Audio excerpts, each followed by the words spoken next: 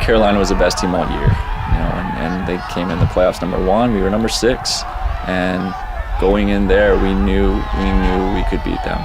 You know, we've done it before. We beat them at their place. We just knew that we could beat Carolina, and so we had that confidence going in. It just ended up being a special night of soccer that both teams, the players, and the fans were involved in. That's right. It was like a prize fight where they were just slugging at each other. I haven't been involved in a game like that ever.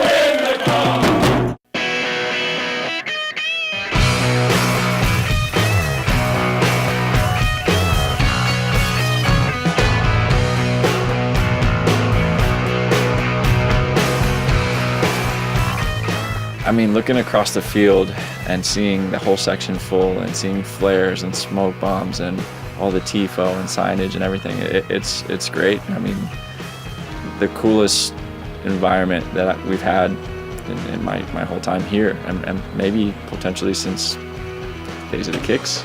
On the personal side, for the team and the guys, the coaching staff, the entire organization, we're a really close group, and we got to have a story last year that had a fairy tale ending, and it really was amazing. I mean, I think you look at what we're fighting for survival in terms of a place of relevance in the Twin Cities, for our club to keep going, for a group of guys who I feel are very special and we're hungry. It was just an amazing story last year, and I just even reflecting on it now, I just feel so proud about how things turned out and how they handled all the adversity that's thrown at them, from, like I said, from the resources of our club not being as much as I would like, to the fact that we had some very tough moments throughout the season. And then, like I said, for the end to happen the way it did, it was incredibly special. And then combined with, whatever has happened in the past or in the future, I've won championships as a pro in other states for other teams.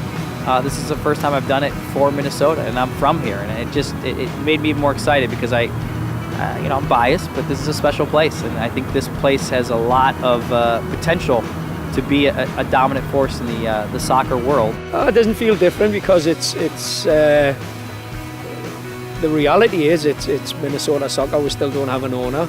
It's a new season. Looking forward to a new season. We're the champion, but it didn't bring anything to us other than the cup. We've still got all the same issues we have as a club.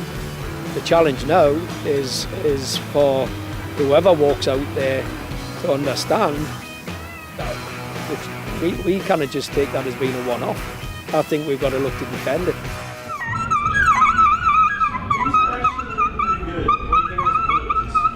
There were rivals, and there would be a lot of Minnesotans that would end up playing for Milwaukee. Like Tony Sane went to Milwaukee for a year. Brian McBride played for Milwaukee for a year. They were good. I had a friend who got me to come to a game, my friend Brad. He had mentioned the Dark Clouds. I knew about supporters culture through some of my friends that I worked with here who were European, and told me about that kind of fandom. But I didn't expect to hang out with the Dark Clouds or be part of that right away, but I got to the game early and they were tailgating, so that was pretty much one and done. I walked on. I like singing plenty. I like being loud and obnoxious quite a bit. So it was a natural fit pretty much immediately. I was part of the Dark Clouds, and that's all it really takes is a strong desire to be loud.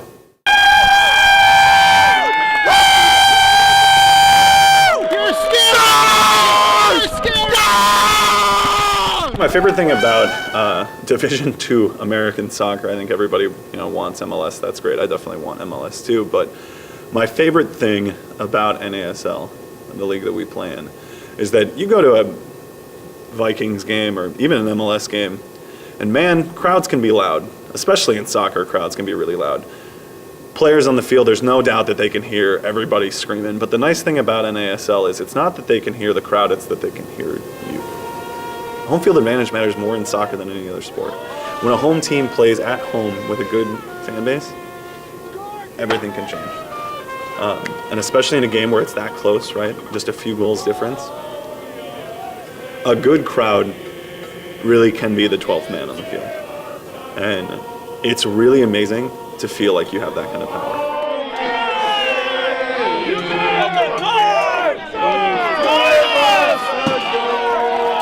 That connection's really real there, and especially in NASL, there's so little barrier between it. I can walk onto the field after the game and talk to the dudes who just took home the title for our state. That's a pretty amazing opportunity. I finally found the team that I was looking for. Between April and now, I can't really say what changed everything other than this was the experience that I was looking for in soccer.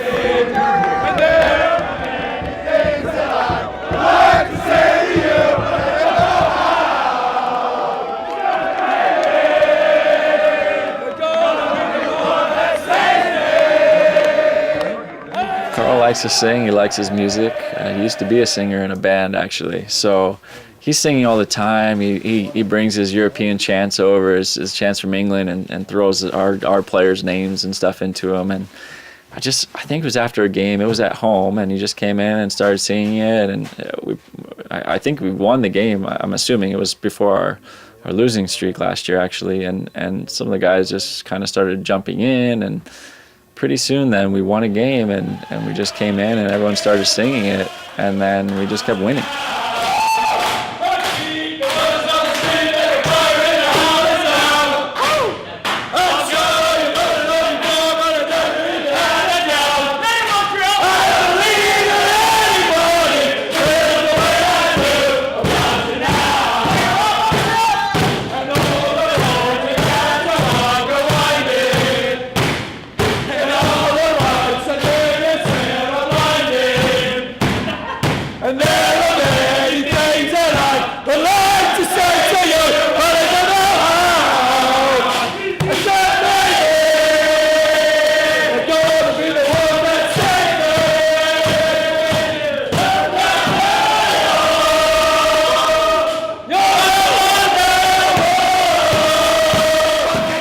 I forget where we went. It was a Fort Lauderdale, and I think they'd scored a penalty in the last minute. And we were on the bus back to the hotel, and I said, "Fuck." He said, "What's the matter?" I said, "I've got a new song for you for when we win." He said, "Well, let's hear it anyway." So I sang it on the front of the bus all by myself, and then Manny says, "Oh, I like that one. I like that song." And Neil's a bit of an Anglophile, and Kyle is a little bit as well. They're both Man United fans. And Neil liked it, and Kyle liked it. And so I'd been singing that all the time. And then, so at least after every home game, I'd go in the dressing room and sing it. And then, well, actually, I was a little secret. I think I'll let you into a few of them anyway. I don't mind saying it on camera either. I was associating the song with victories.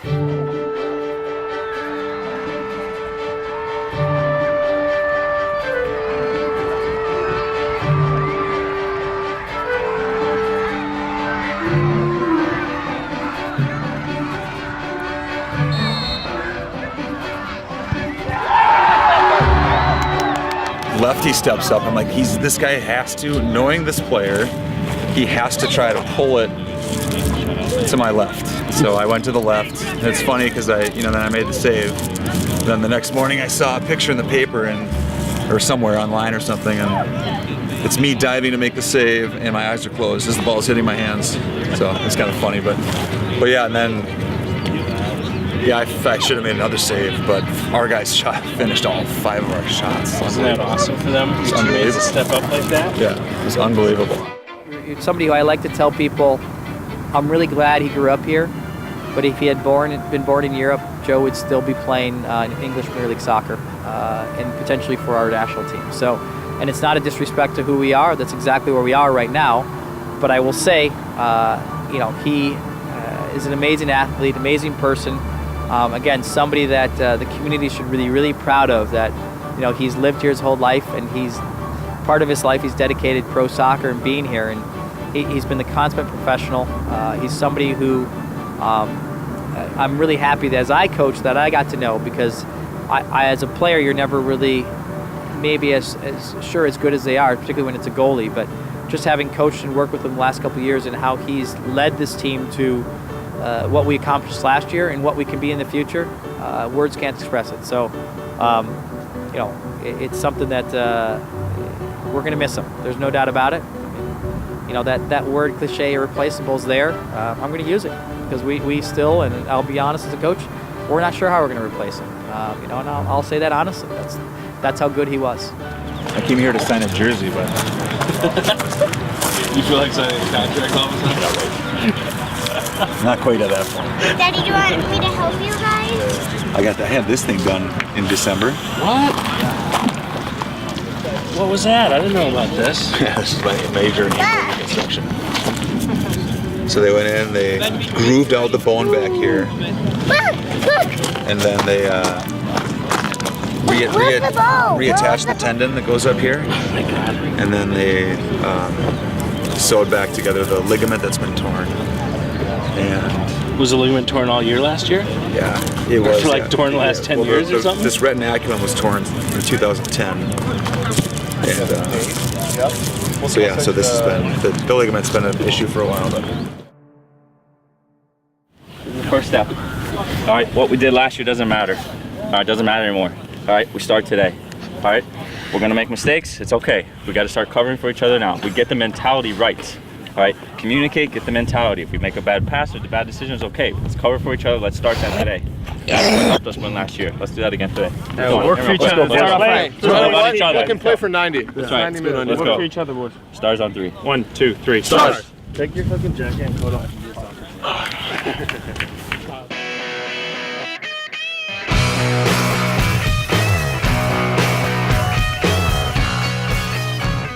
We've had professional soccer here in the state. This will be the 23rd consecutive year, which is one of the longest running in Canada or the United States. It hasn't been the same team, of course, the last 2 years with the Stars, but it would be a shame to not have professional soccer here. We're still in the process of trying to find an owner for the Stars. Minnesota should not be owned by the league for a very long period. So far we have no specific discussions underway. We're still kind of canvassing the market.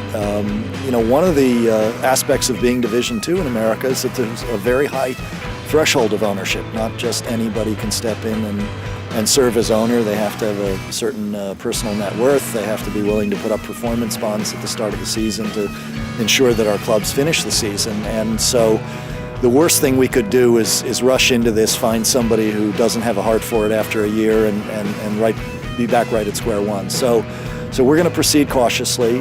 We do love the area. We think that the area can support a professional soccer team in this division, and actually maybe someday MLS. And we can't think of a better way for a potential MLS franchise in Minnesota to prove that they're worthy than to operate the Stars and build the fan loyalty at this level. I think when you look at soccer and you look at this market and you look at the history and you look at the possibilities, I think you're right. The type of owner doesn't have to be boxed into that certain type of NFL billionaire type of owner. I mean, if that happens, great. I mean, exciting, because there's some resources and hopefully passion to do it the right way and get even a high-level soccer continuously for the next 30 years. If it doesn't happen, I think there's another type of owner that's maybe grown up here, that's had some affinity, has moved away, maybe wants to move back, maybe doesn't want to move back, but wants to give something back to this community. What a great way, to give something back to this community, to take a sport that's growing, that's on the rise, and you have a way to be a huge influence and a special influence in how it happens. And I think that organic possibility is unique, and as time goes on, it certainly, I think, will become a bigger price tag because soccer is getting more popular in other markets, and therefore the price to own a team is probably going to go up. So I think there's not a better time for Minnesota right now to potentially have an owner that wants to give a vision, give a plan for like the next 5 to 10 years, and build something even more special than I feel like what we already have. I think an owner in this sport at this level has to be a number of things. They have to be a passionate soccer fan, for starters. They certainly have to have stakes in the community and a desire to be successful in the community and in effect to give something back to the community. We think we can make ends meet, and we think the league will continue to prosper and grow, and we think that someone who gets in the ground stages of the league when we're at this point that we are, just 8 teams, but kind of looking to expand to 12, 16, maybe even 20 teams over the course of the decade, I think that's a great opportunity. I think you objectively look at the kind of culture we have in the Twin Cities, and it can be there. I mean, soccer makes sense here. It does. Everybody plays it, and it's definitely where sports in this country are going when you look at what people in my demographic are watching. Baseball's on the way out, and soccer's very much so on the up and up, especially in major cities. You look at the success of Seattle, Portland, Toronto, Montreal, Vancouver. They all started in the second division. Now, 2004, we'd go to Portland, and we loved going there. It was a nice stadium. They got 4,000 people. That was 2004. 2009, 2010, their last year, 15,000. So over the course of them being in the second division, they put some money into the team. A lot of, their Timbers Army, they call them, like our Dark Clouds, they started to grow in numbers. And so they built this kind of core fan group. And then when we went to MLS, it was a lot easier. I think it is a fairly big challenge to find a new owner for this team. I think with the right person, they could, however, really make this work, because how I've seen this is, since Bill George owned the team, we've never really had an owner with that actually had capital to actually do something, to actually market this team. If this team could be marketed in the same way Major League Soccer is marketing to the 18 to 35-year-old in an area that's urban, the sport here in Minnesota, in the Twin Cities, professional soccer, has not really been given a fair shake. And I think with the right ownership group, with the right person, I really think they could make it happen in the Twin Cities.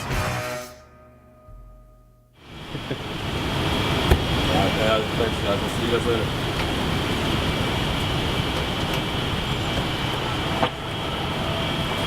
What's up, NFC Stars roll, man?